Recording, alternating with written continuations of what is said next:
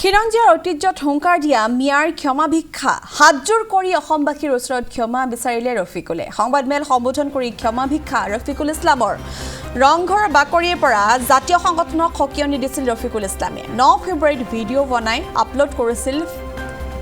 social মিডিয়াত ৰফিকুলে আৰু ঘটনাক লৈ ৰাজ্যব্যাপী সৃষ্টি হৈছিল তীব্ৰ প্ৰতিক্ৰিয়াৰ আৰু তাৰ পাছতে ক্ষমা ভিক্ষা বিচাৰিছে ৰফিকুল ইছলামে এনেদৰে সংবাদ মাধ্যমৰ সন্মুখত সমগ্ৰ অসমবাসীৰ ওচৰত ক্ষমা ভিক্ষা ৰফিকুলৰ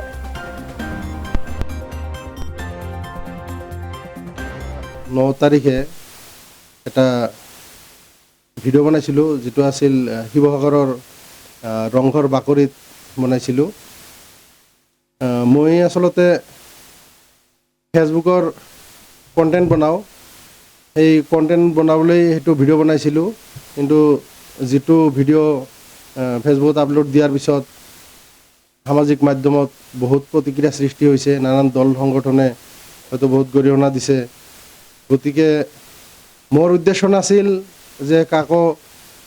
অন্তৰত দুখ দিবলৈ বা কাকো অপমাননা কৰিবলৈ কোনো দল সংগঠনক প্ৰত্যাহ্বান জনাবলৈ মই কাকো প্ৰত্যাহ্বান জনা নাছিলোঁ মই হয়তো এইবিলাক নাজানিছিলোঁ যে এইটো ভিডিঅ' বনালে এনেকুৱা হ'ব এতিয়া অবাঞ্ছিতভাৱে ভিডিঅ'টোৰ মই বনাইছিলোঁ সামাজিক এটা সম্প্ৰীতিৰ বাৰ্তা দিবলৈ কিন্তু বস্তুটো বেলেগ ফালে গতি কৰিছে গতিকে মোৰ ভিডিঅ'টোৰ কাৰণে সদৌ অসমৰ ৰাইজৰ ওচৰত মই ক্ষমা প্ৰাৰ্থনা কৰিছোঁ আৰু আগন্তুক দিনত মই এনেকুৱা ভিডিঅ' নবনাওঁ আৰু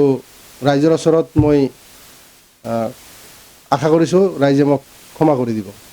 মই আসলতে যেটো কথা কৈছিলোঁ তোমালোকৰ ৰংঘৰ বুলি এইটো আসলতে দুই এজন ব্যক্তিক উদ্দেশ্য কৰি কৈছিলোঁ যিসকলে সঘনাই দেখা যায় যে ভাৰতীয় নাগৰিক কিন্তু তথাপি তেওঁলোকক মিয়া বুলি কৈ নানান ধৰণৰ অন্যায় অত্যাচাৰ কৰি আছে মিয়া খেদা অভিযানৰ দৰে এটা অৱস্থা হৈছে মই দেখা পাই আছোঁ ফেসবুকত এই 2-4জন মানুহক উদ্দেশ্য কৰি কৈছিলোঁ মই এই ভিডিঅ'টোত উল্লেখ কৰিছিলোঁ যে যেটো ঐতিহাসিক ৰংঘৰ সেই ৰংঘৰ যিজন ৰজাই বনাইছিল হয়তো তেখেত আজি নাই গতিকে আমিও দুদিন পিছত নাথাকিম এই পৃথিৱীত কোনেও চিৰদিন জীয়াই নাথাকে আমি প্ৰতিটো জীৱ জন্তুৱে মৰণশীল আমি মৰিব লাগিব গতিকে আমাৰ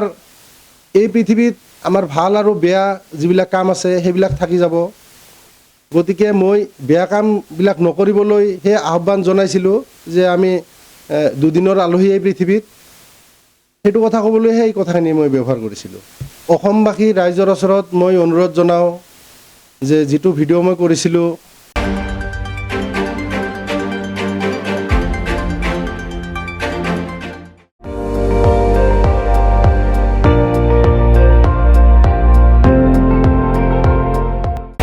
আপুনি চাই আছে ND24 সৰ্বশ্ৰেষ্ঠ নহয় সৰ্বোত্তমৰ দৌৰত